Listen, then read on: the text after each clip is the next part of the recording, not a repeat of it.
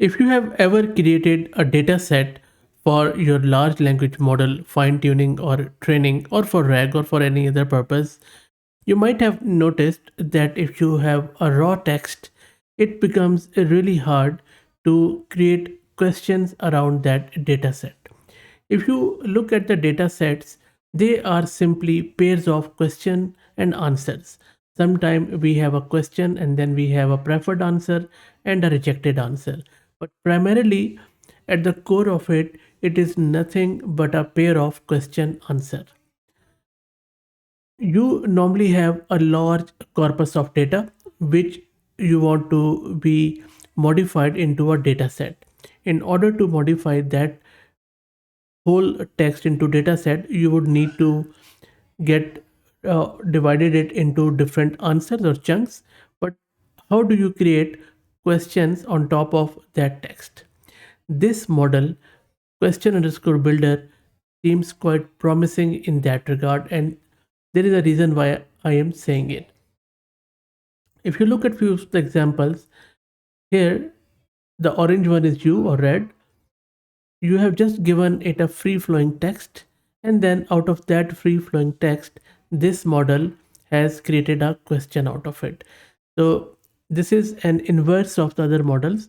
Other models, you ask a question, they respond back with an answer. But in this one, you are giving it an answer and it is creating a question on top of it. So this new model, question underscore builder, it creates questions out of your text. In this video, we will be installing it locally and then we will put it to a test to see how it works. In a real world, the model creator has also given some of the hyperparameter values, and I will show you here. Like temperature should always be 1, so it should be as creative as possible. And then some of the probability values of output, and there are few others like repetition, penalty, and stuff. Just couple more lines on these hyperparameters. So temperature controls the randomness of the model's output, with higher values increasing the likelihood of a more diverse and unpredictable responses. If you set it to 0, it will always be deterministic. Top P, it is called as nucleus sampling parameter that controls the proportion of the probability to consider for sampling, with 1 being equivalent to greedy sampling. Top K limits the number of most likely tokens to consider for sampling, with 1 being equivalent to greedy sampling again. Typical P is a typical sampling parameter that controls the proportion of probability mass to consider for sampling. It is more or less similar to top P. So in usual cases, I have always seen top P and typical P to be of the same value.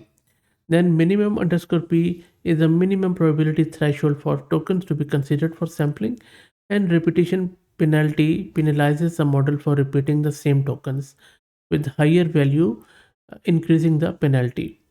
So the thing is that these are not that typical parameters, because normally we don't want that randomness.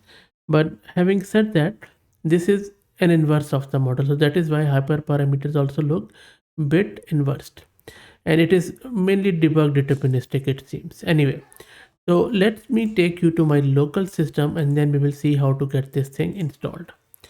This is my local system where I'm running Ubuntu 22.04 and my GPU card is of 22 GB of VRAM. I think the model's size is under 12 to 10 gigs, so make sure you have that much space on your system. Let me clear the screen. Also, to keep everything nice, simple and separate, I'm going to create a virtual environment with Conda. If you don't know what Conda is, then this is my Conda's version and I have done few videos on it, so please search the channel to get it installed. And this is how I'm going to create a virtual environment called as question, which will be running Python 3.11, nice and clean.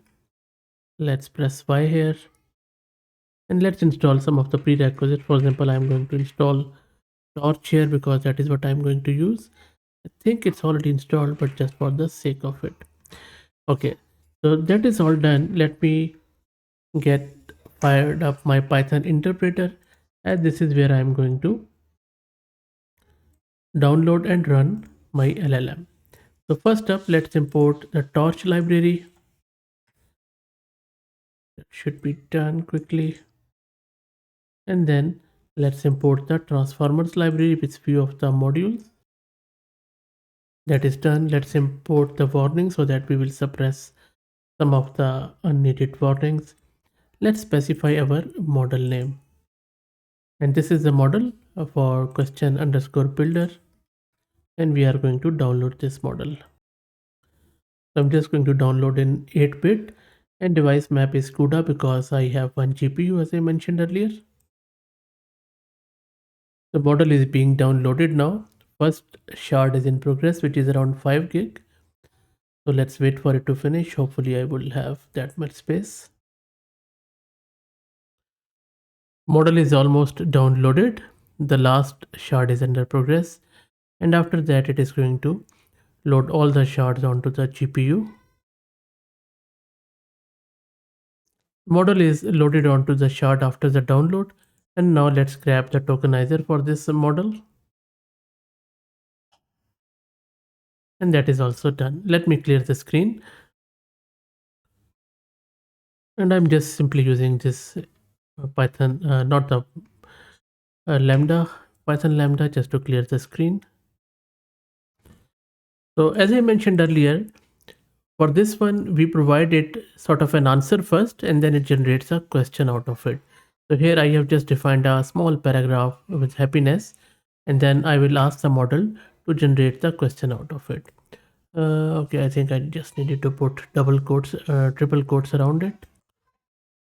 And after putting the quotes, it looks good. Let's again clear the screen just to make everything nice and shiny. That is done. Now let's specify our tokenizer with the input.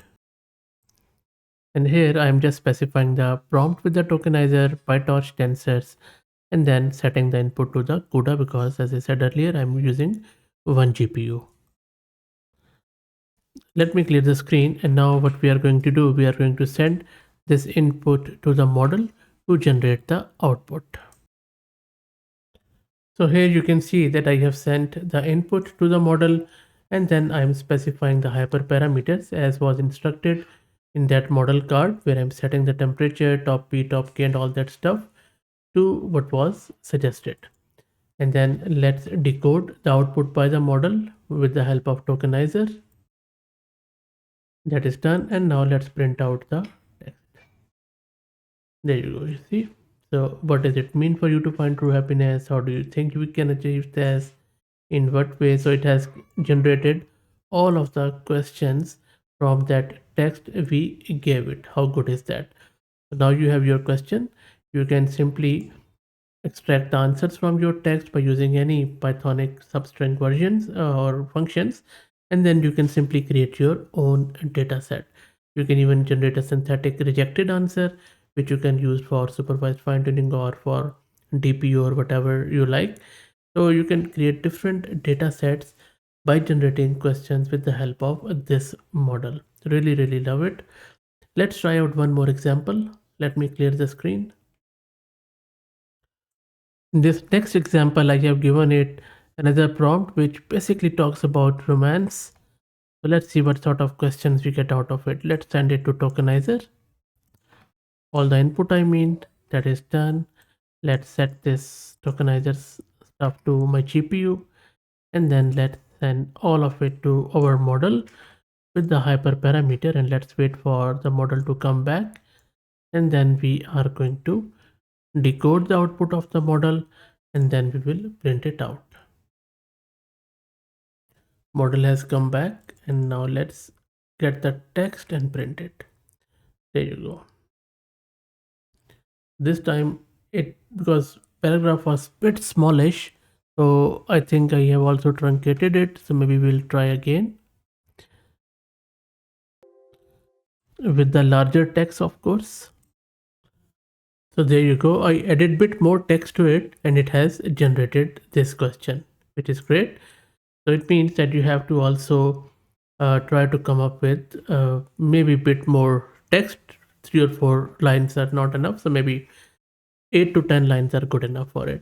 But anyway, I think a real good model, as far as data set is creation is concerned, especially if you're looking to generate a synthetic data set out of any book or anything, but locally and privately, you don't have to just call GPT-4 or anything like that to generate a synthetic data set or your own data set. Just use this model, generate the question, pair them with the answer, and there you have your own data set. That's it. I will drop the link to its model card in video's description. Let me know what do you think. If you like the content, please consider subscribing to the channel. And if you're already subscribed, then please share it among your network as it helps a lot. Thanks for watching.